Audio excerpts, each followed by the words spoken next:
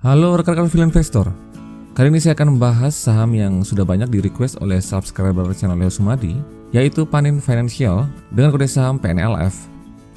Banyak investor aliran fundamentalis yang menaruh banyak harapan pada saham yang satu ini, karena selain mempunyai fundamental yang cukup kuat dan juga kinerja histori dan juga track record yang cukup baik, saham ini juga sudah terlihat saat ini dalam posisi under value alias sangat murah. Setidaknya seperti itulah kelihatannya.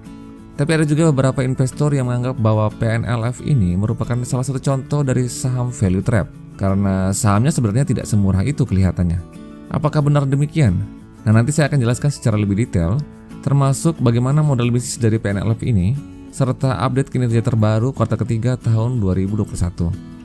Maka dari itu simak sampai habis video ini, karena saya sangat yakin masih akan ada banyak informasi yang patut Anda ketahui seputar PNLF. Tapi sebelumnya jangan lupa subscribe dulu channel ini dan nyalakan belnya supaya Anda tidak ketinggalan berita penting seputar saham-saham yang berkualitas fundamental yang bagus tetapi murah. Tapi ingat, disclaimer on, jangan Anda membeli saham hanya karena Anda menonton video ini. Pastikan Anda sudah mempunyai preferensi yang tepat sesuai dengan profil risiko yang bisa Anda terima.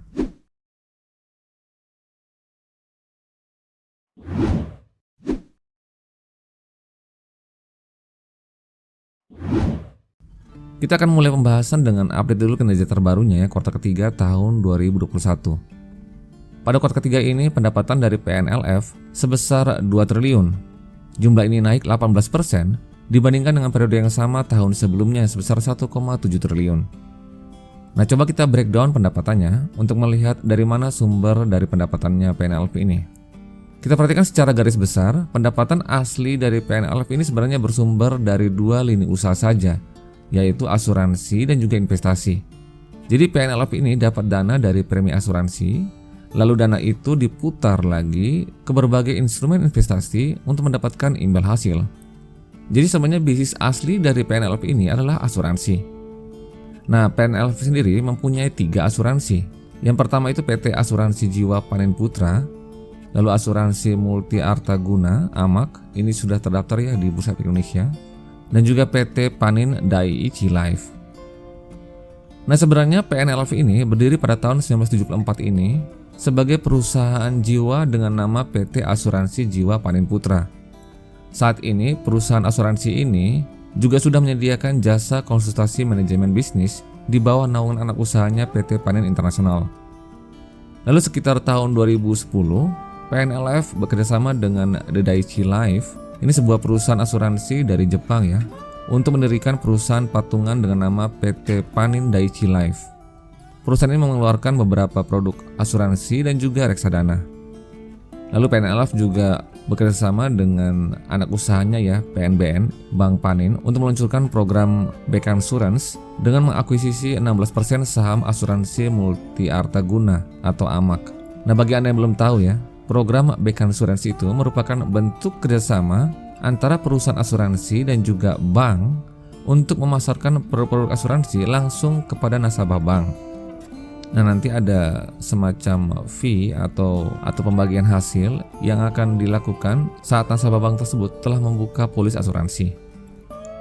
Nah, balik lagi ke laporan keuangannya, Anda perhatikan ya, jadi untuk pendapatan dari premi asuransi itu sebenarnya terlihat turun ya pada kuartal ketiga ini sebesar 11%. Dari yang tadinya 1,7 triliun menjadi 1,5 triliun. Lalu kita perhatikan juga untuk hasil investasi juga terlihat turun sebesar 10%. Dari yang tadinya 512 miliar menjadi 466 miliar. Nah, di sini kalau kita perhatikan breakdown hasil investasi ya, kita perhatikan di sini ada diinvestasikan untuk deposito berjangka ya. Ini sebenarnya cukup mengalami peningkatan 445 miliar dari sebelumnya 289 miliar.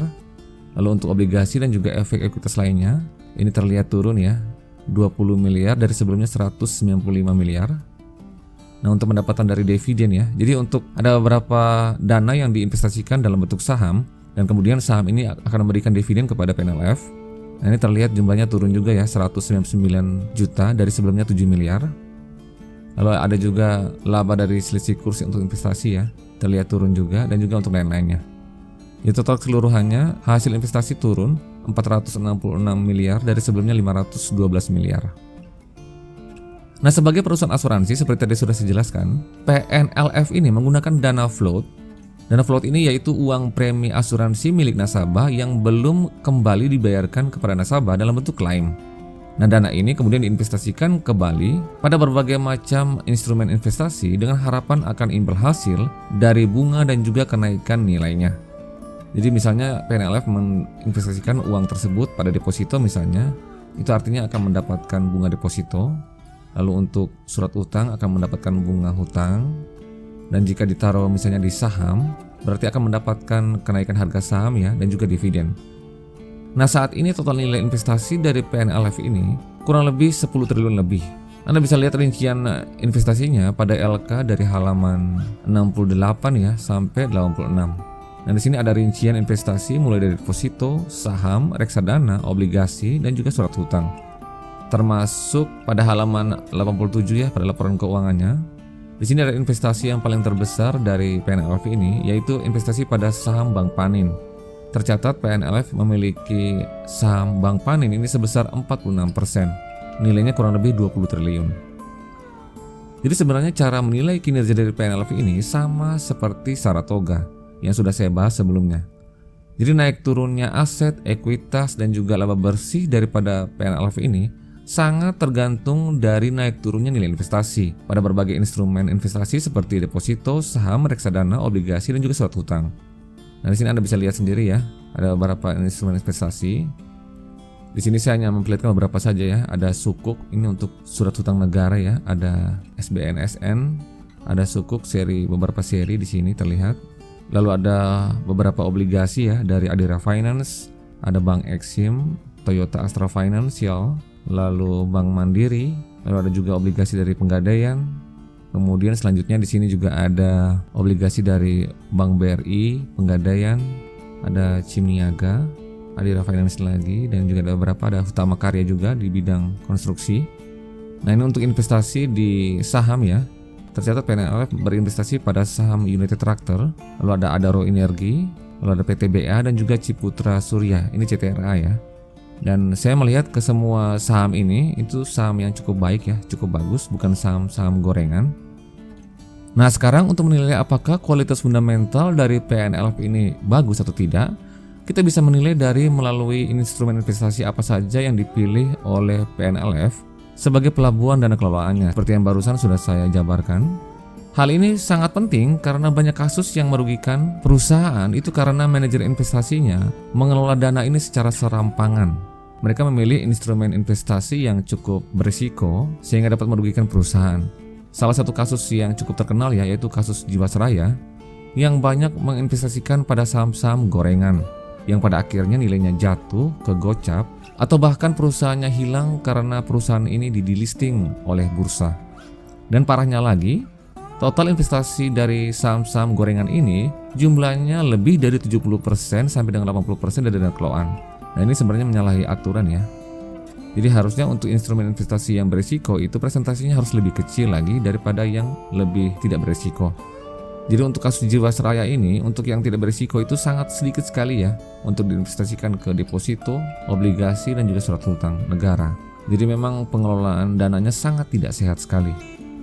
Nah, di sini saya perhatikan dari tadi yang sudah saya jabarkan ya, portofolio investasi dari PNLF ini terlihat sangat sehat dan juga termasuk yang cukup bagus ya untuk progresnya ke depan karena diinvestasikan pada berbagai instrumen investasi yang cukup baik ya. Untuk surat hutang juga untuk beberapa perusahaan emiten yang cukup bagus kinerjanya.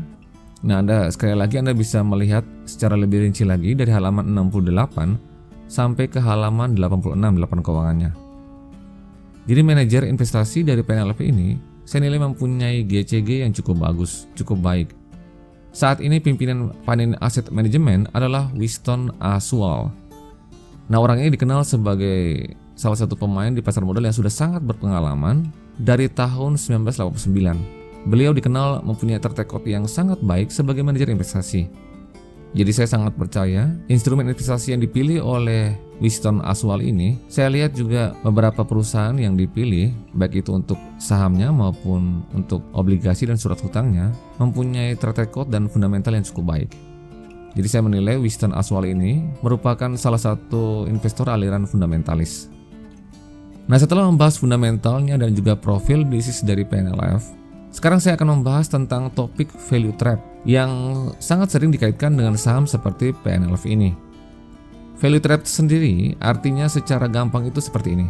Sebuah saham yang kelihatannya murah, PBV-nya rendah, PR-nya juga rendah, tapi ternyata itu sebuah jebakan. Karena sebenarnya sahamnya tidak semurah itu, PBV-nya tidak semurah itu. Nah, penjelasannya seperti ini.